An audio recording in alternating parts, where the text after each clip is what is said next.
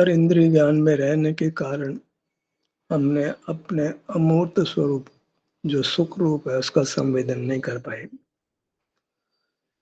बहिर्मुख कर यद्यपि इंद्रिय सुख भोगा, पर राग सहित था, बंध सहित था, और उससे हमारा संसार बन रहा है। मूर्त पदार्थ निश्चित ही सुख स्वभावी नहीं है, इसलिए उनके आश्रय से, उनको देखने जानने से हम सुखी नहीं हो सकते। सुख के लिए तो जो मूर्त नहीं है, अमूर्त है और सुख का बना है, वह हमारा अपना क्षेत्र है, अपना विस्तार है, जो सिर से पांव तक ऊंचाई में है, बाएं से दाएं और आगे से पीछे है, प्राप्त शरीर के आकार है, तद्यपि स्वरूप से अत्यंत विशाल, तीन लोक प्रमाणी। अभी वर्तमान में भले अधिक सुखद अनुभव में नहीं आता हो, पर कर्म के बंधन से मुक्त हो तो हमें पूर्ण सुख देने वाला है और अविनाशी सुख देने वाला है, स्वाधीनता से देने वाला है, किसी बाह्य पदार्थ की सहायता के बिना देने वाला है, हमें सर्व परिग्रह से मुक्त करने वाला है। सुख के लिए किसी मूर्त पदार्थ की आवश्यकता रहने वाली नहीं है। इसलिए अपने अमूर्त स्वरूप को पहचानिए। वह पहचान केवल अंतर्दृष्टि से होती है। और देखना बंद करते हैं तो शरीर में सुख दुख रूप से वह अमूर्त हमारा स्वरूप हमारे पहचान में, अनुभव में आता है। वही पावन है, दिव्य है, परमात्म रूप है। हम स्वरूप से ही आनंद रूप होने से परमात्मा है। जो आनंद रूप है वो परमात्मा है। मूर्त आनंद रूप नहीं है, इसलिए परमात्मा नहीं है। भले मूर्त प्रतिमा को नमन करते हूँ, पर निश्चित ही जान ले, जो मूर्त है वह सुख स्वरूप नहीं है। वह स्वयं भी सुख का अनुभव नहीं करता है, अन्य को भी उसके आश्रय से सुख नहीं हो सकता है। हमारे लिए संवेद्य हमारा अपना अमूर्त शरीर है, जो सुख दुख रूप से संवेदन में आता है। यद्यपि वो बहुधा सुख रूप से ही अनुभव में आता है, तथापि बहिर्मुख रहने से हम कर्म को अर्जित करते हैं, उनके उदय में वेदना उत्पन्न हो जाती है। और यदि हम मूर्त पदार्थ को लक्ष्य कम करते करते पूरी तरह समाप्त कर दें, तो फिर सदा के लिए हमें उत्तम अतीन्द्रिय अविनाशी सुख प्राप्त होगा और अपना विशाल क्षेत्र जो लोक प्रमाण है वह भी हमें प्राप्त होगा, जिसमें फिर कोई लिंग भेद नहीं है, कोई गति भेद नहीं है, सब जीव एक समान होते हैं। अभी हम मनुष्य आकार है, तो उसी आकार में हमें अपने आप का अनुभव करते रहना है। आइए अपने मुखमंडल पर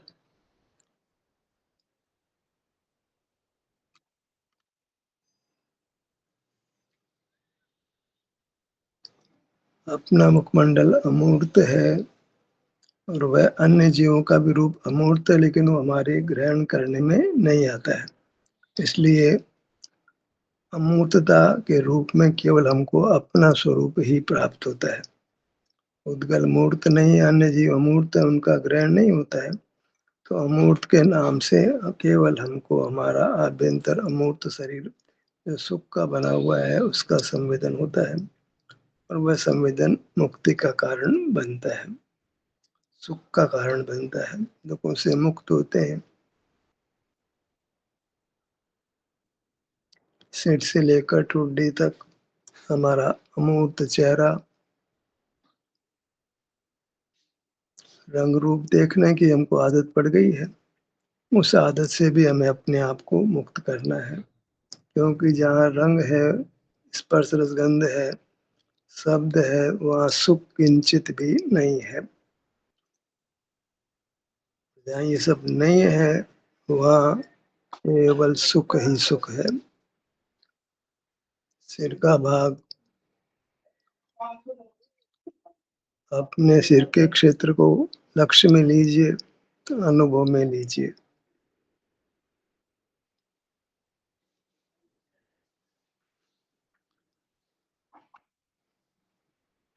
जो परमात्मा हो गए हैं, वे वह शत-प्रतिशत स्वरूप से हमारे समान ही हैं।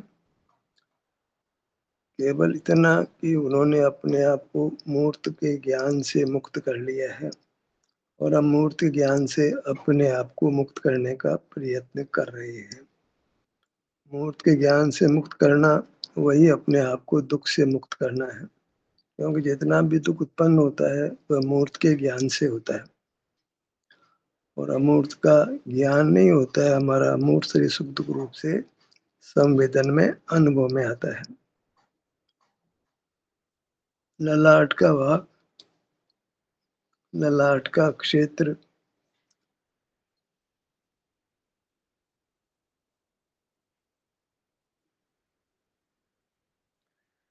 जितने भी जीव मुक्त हुए हैं, हो रहे हैं, होंगे, इसी प्रकार वे अपने अमूर्त अंगोपांगों में रहकर ही मुक्त हुए हैं। इसी प्रकार उन्होंने संपूर्ण सुख को प्राप्त किया है, जन्म-मरण से अपने आप को मुक्त किया है, राग, द्वेष, मोह से मुक्त किया है, सारे वैश्विक दुःख से मुक्त किया है। ललाट का क्षेत्र आगे से पीछे तक जाइए,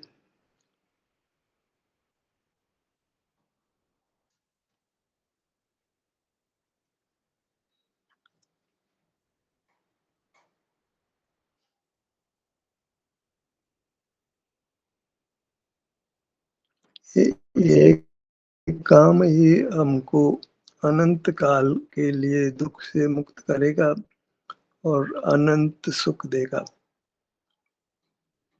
यही चारित्र है, शील है, धर्म है, सम्यक चारित्र है।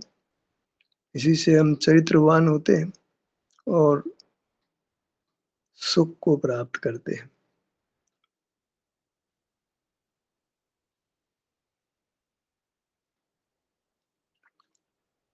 आपका प्रयत्न भी अपेक्षित है कि जिन अंगों का नाम लिया जाता है, उन अंगों में आप उपस्थित हों।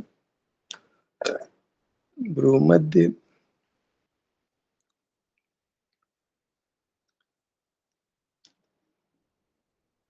सब जीव अपने प्रयत्न से ही सुखी हो सकते हैं। कोई किसी को सुख-दुःख देने में समर्थ नहीं है।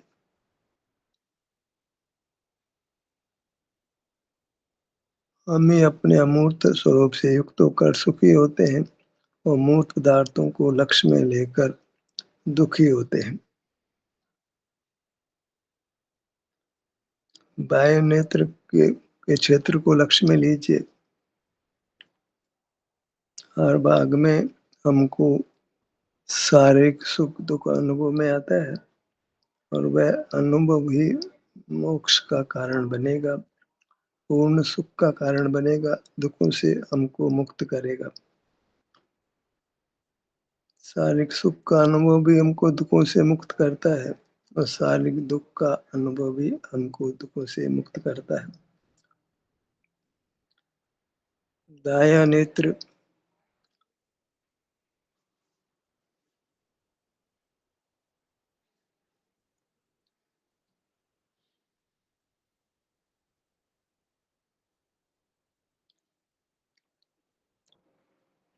संसार अवस्था में जो हम अपने विभिन्न भागों से युक्त होते हैं, वहाँ के शारीरिक सुख-दुःख का अनुभव करते हैं, उससे सुख तो प्राप्त होता ही है, हमारे ज्ञान में वृद्धि होती है, निर्दोष ज्ञान में वृद्धि होती है और हम अपने शरीर में विशेष ऊर्जा को भी प्राप्त करते हैं। जिससे हम इंद्रिय ज्ञान करने में, मन वचन काया की क्रिया करने में समर्थ होते हैं, जिनकी कि हमको संसार अवस्था में आवश्यकता हो जाती है।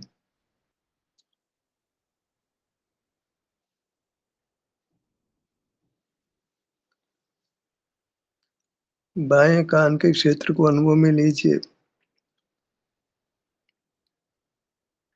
हर अंग का क्षेत्र सुख का बना है, इसलिए सुख की वांछा की पूर्ति करने के लिए हमें अपने विभिन्न अंगों के क्षेत्र पर आकर ठहरना है और सुख को, शांति को भोगना है।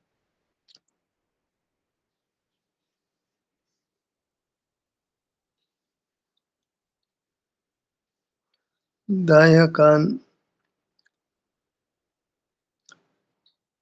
सुख के मार्ग को इस प्रकार अनुभव से जानकर कदाचित आयु भी पूर्ण हो जाए, तो हम उत्तम भव को प्राप्त करते हैं और ये मोक्ष मार्ग की परंपरा चालू रहती है और इसी क्रम में हम अवश्य मुक्त होंगे। खास बात यही है कि ये मनुष्य भव बिना मार्ग जाने नष्ट नहीं हो जाए, क्योंकि बार-बार मनुष्य जन्म नहीं मिलता है, तो मार्ग पर हम कितना चल पाते हैं, वह तो आगे की बात है, पर मार्ग को अब जान लेते हैं, ये भी बड़ी उपलब्धि है। और मार्ग अत्यंत संक्षिप्त है, केवल अपना अमूर्त रूप जो संवेदन में आता है, उसी संवेदन को ही हमने करना है और उसको मोक्ष मार्ग मानना है। वह केवल मानना नहीं है, वास्तव में उसमें हम दुखों से मुक्त होते हैं और सुख का अनुभव करते हैं।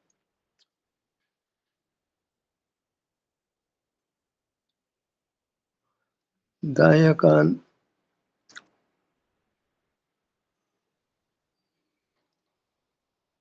हर जीव को प्रयत्न करना होता है, अपने क्षेत्र पर आने का, वहाँ ठहरने का, उसी से वह वितराग होता है, सुख का अनुभव करता है, तनाव मुक्त होता है, उत्तम स्वास्थ्य प्राप्त करता है, स्वाधीन जीता है और पदार्थों के आश्रय की आवश्यकता समाप्त हो जाती है। भले एक साथ नहीं होती, अनुभव के समय तो पर पदार्थ का आश्रय नहीं है, उसके बाद भी जो-जो हम अनुभव करते हैं, पर पदार्थों की आवश्यकता समाप्त होते-होते फिर पूर्ण समाप्त होगी। नासिका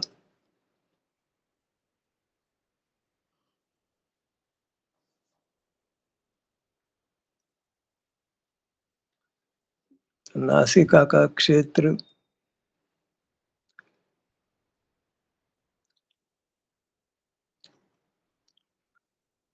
ऊपर से नीचे, बाएँ से दाएँ, आगे से पीछे, इस प्रकार घन रूप से हमें अपने क्षेत्र को, लक्ष्य में अंगों के क्षेत्र को अनुभव में लेना है।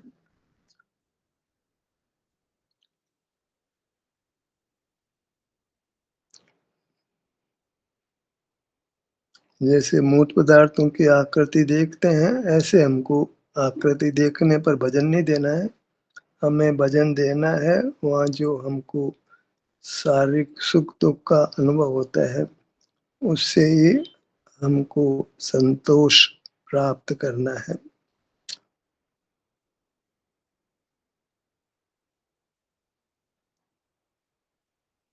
बाएँ गाल का क्षेत्र,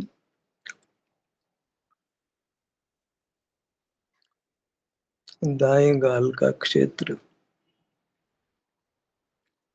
किसी के प्रति राग उमड़ता हो, प्रेम उमड़ता हो, उसका हित करने की वांछा हो, तो उसको झट से ये मार्ग बता देना चाहिए।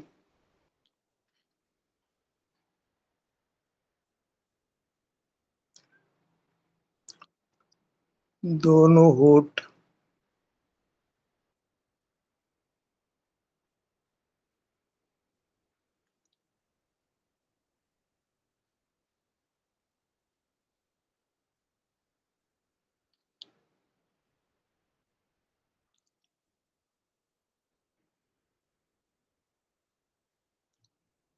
होठों का क्षेत्र,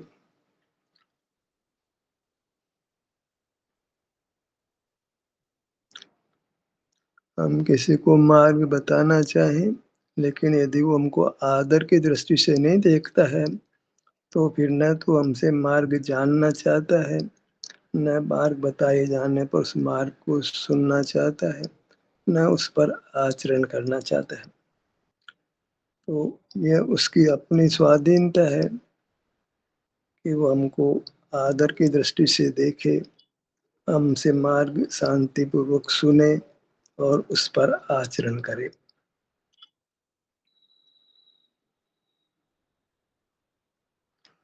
मुख के भीतर ऊपर की दंत पंक्ति का क्षेत्र,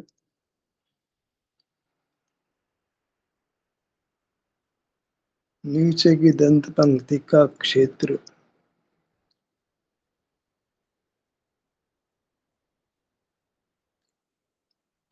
प्रथम वस्तु का ग्रहण उसके क्षेत्र से होता है, इसलिए हमें क्षेत्र को अत्यंत महत्व देना है। क्षेत्र की दृष्टि होती है, भाव का तो फिर अनुभव होता है। मुख के भीतर जिह्वा का क्षेत्र,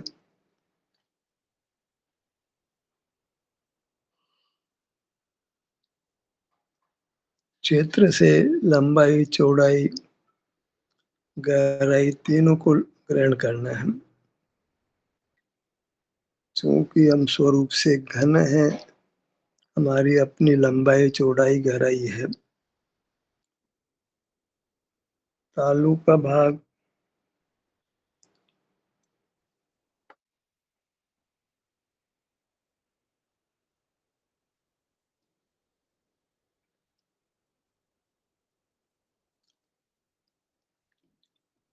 कंठ का भाग, कंठ का क्षेत्र संवेदन गम्य है, संवेदन में आता है।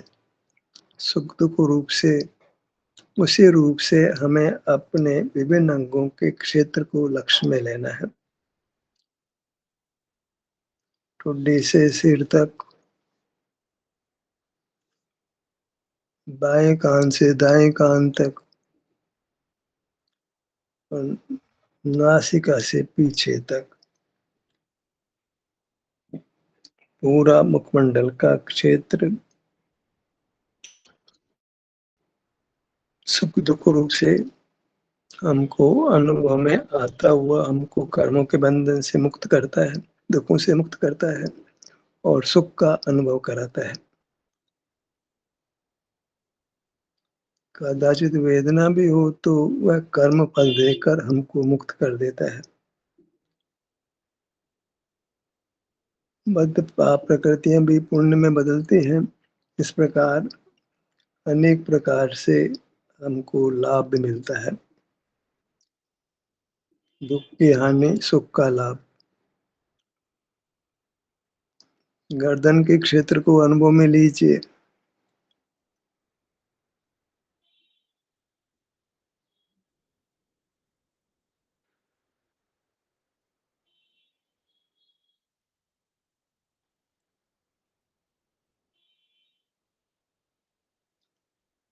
जितना समय देंगे उतना सुख मिलेगा। ये एक प्रकार का श्रम है, पुरुषार्थ है और इसका फल उत्तम सुख की प्राप्ति है। बाहर में तो मेहनत करके कोई आजीविका कमाता है, भोजन आदि की व्यवस्था करता है, पर यहाँ हम श्रम करके अतीन्द्रिय सुख को कमाते हैं और दुख को गंवाते हैं। सुख के यथार्थ लाभ है, दुख की हानि वह भी एक बड़ा लाभ है। दुख की हानि होती है, सुख की प्राप्ति होती है। अपने अमूर्त क्षेत्र के आश्रय से, संवेदन से। अपने सीने के क्षेत्र को लक्ष्य में लीजिए।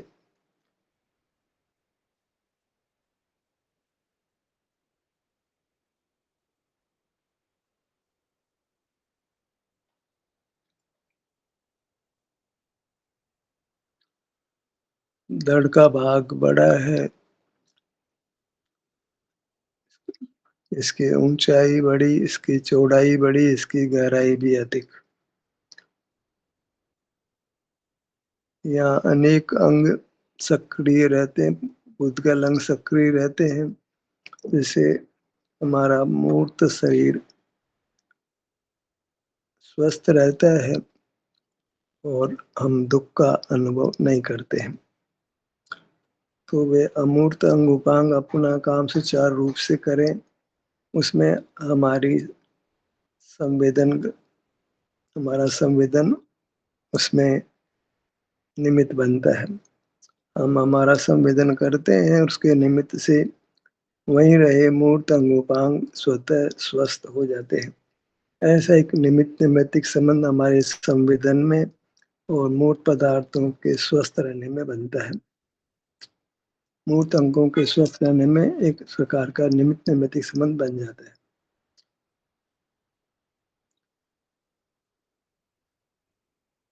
हम जानते हैं हमारा हृदय स्थान कहाँ है, तो हृदय के क्षेत्र को जो अमूर्त है उसको लक्ष्य में लीजिए।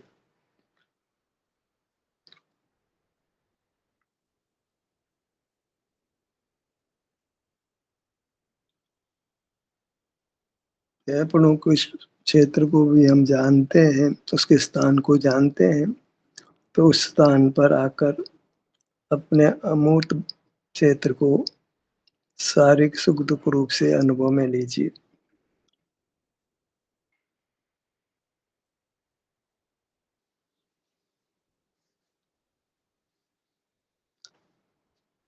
ख़ास बात की ये है कि यहाँ जो उपस्थित होने से हमको शांति मिलती है, दुखों से मुक्ति मिलती है, तनाव से मुक्ति मिलती है, कुछ अच्छा लगता है। इस सब को हमने पहचानना है, ताकि इस लाभ के लिए फिर सहज ही हमारी वृत्ति अंतरोन्मुख होने लगती है और मोक्ष मार्ग सहज, सरल, सुबोध हो जाता है।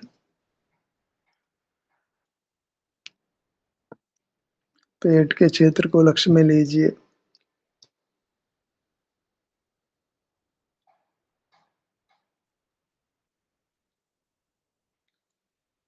यह भी बहुत बड़ा भाग है। इसकी लंबाई, चौड़ाई, गहराई को गहराई से अनुभव में लीजिए। इस काम को अत्यंत गंभीरता से करना है, क्योंकि यह हमको परमात्मा पद देता है। क्षण भर की अनुभूति हमको सुख देती है। निरंतर अनुभूति करेंगे तो कितना सुख होगा, इसकी आज हम कल्पना भी वास्तव में नहीं कर सकते। पेट का क्षेत्र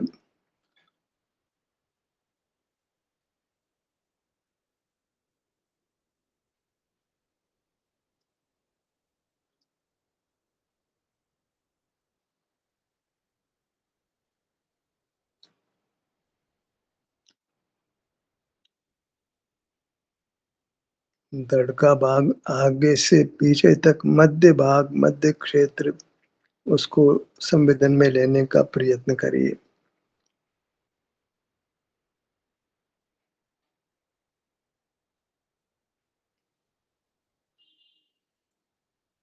हमारे में ऐसी ग्राहक शक्ति पाई जाती है कि हम अपने क्षेत्र के सुख-दुःख को अनुभव में ले सकें।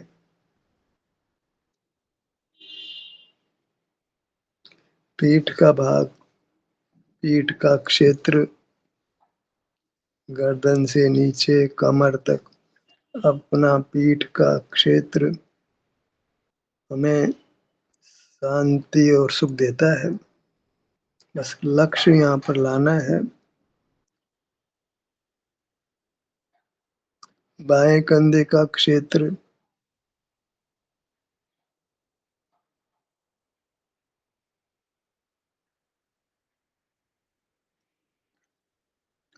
दाएँ कंधे का क्षेत्र,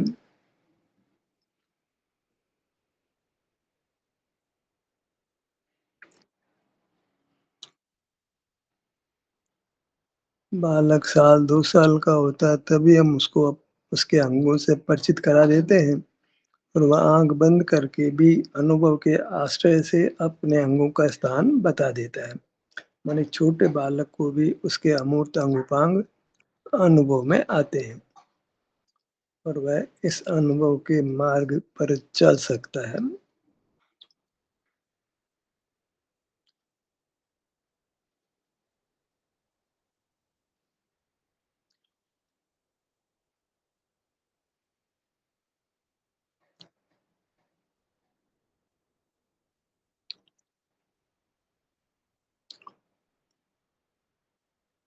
तो हम मार्ग प्राप्त करके पुनः जन्म लेते हैं, तो फिर वह संवेदन शक्ति तो हमको सहज विकसित प्राप्त होती है।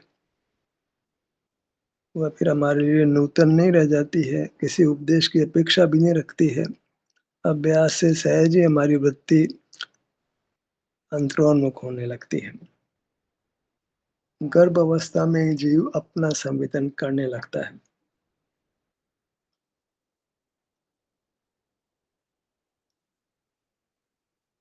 दाएं भुजा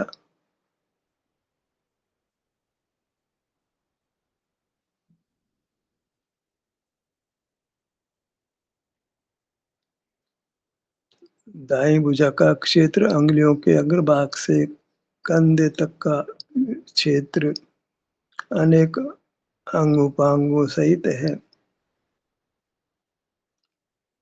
जितने हड्डियों के जोड़ हैं, उतने क्षेत्र तो सहज ही बन जाते हैं।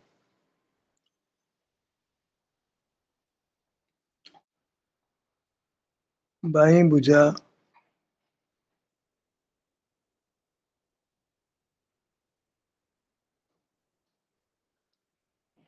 बाईं भुजा का क्षेत्र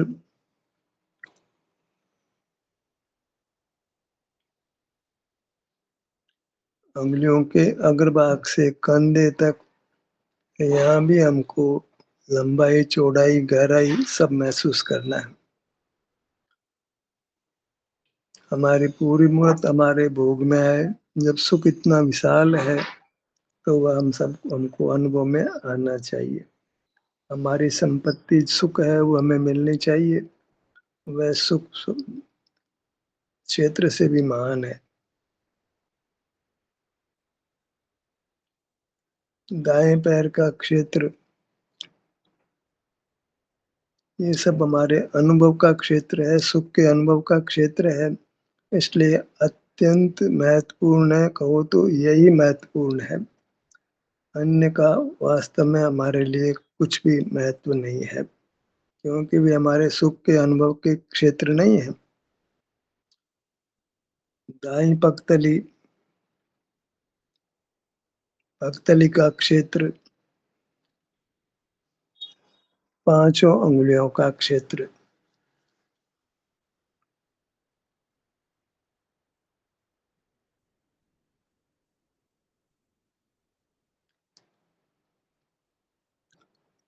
पगतली से लेकर जंघा भाग तक दाएं पैर का क्षेत्र, मध्य में घुटना, ऊपर जंघा भाग, नीचे पिंडली का भाग, टखना, एड़ी, पगतली, पाद पृष्ठ, कितना विभाग, कितना क्षेत्र हमको अनुभव के लिए उपलब्ध है, सुख के अनुभव के लिए उपलब्ध है। बायां पैर